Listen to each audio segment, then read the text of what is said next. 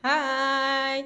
Okey, sekarang ni doktor sedang menjalankan rawatan untuk mengetatkan seorang pelanggan wanita dari Johor Bahru. Beliau telah melalui 2 kali bersalin. Jadi, kawasan inti menunjukkan tanda kendur dan tidak lagi tegang seperti dahulu. Okey, hari ini beliau membuat keputusan untuk melakukan rawatan ini bagi memperbaiki hubungan suami isteri serta meningkatkan keyakinan dirilah. Okey, kita nak bertanya sikit kepada kita punya klien. Hai Miss, nak tanya sikit boleh?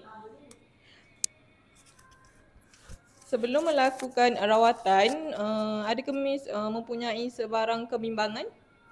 Ya, pada awal mulanya tu, I memang rasa takut sikit, saya takut sakit. Tapi bila I dengar explanation daripada doktor dan kaedah yang digunakan, rawatannya macam mana semua, so I lebih yakin lah, so I proceed kat sini. Okey, nak tanya sikit lagi. Semasa rawatan, Miss ada rasa sakit ataupun tidak selesa? Pada mulanya tu ada rasa sakit sikit sebab doktor bius dan after that I tak rasa apa-apa. That's why I boleh enjoy main phone semua, I okay je, tak ada rasa. Oh, enjoy Miss? Tak ada rasa apa pun. Alright. Okey Miss, nak tanya lagi satu. Mm-mm. Sebelum rawatan, pihak kami ada membuat pemeriksaan dan konsultasi dengan teliti untuk puan, betul tak?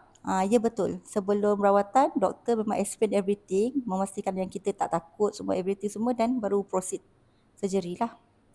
Okay. Okey Miss, terima kasih. Sama. Okey. Ya, pihak kami sentiasa memastikan keselamatan dan memberikan yang terbaik kepada pelanggan kita. So, mana-mana para perempuan wanita-wanita di luar sana yang mempunyai masalah seperti puan klien kita tadi, korang boleh datang di klinik kita, Dela Estetik, ataupun korang boleh inbox sebab sekarang kita mempunyai 50% diskaun untuk semua rawatan. So korang tunggu apa lagi? Jom.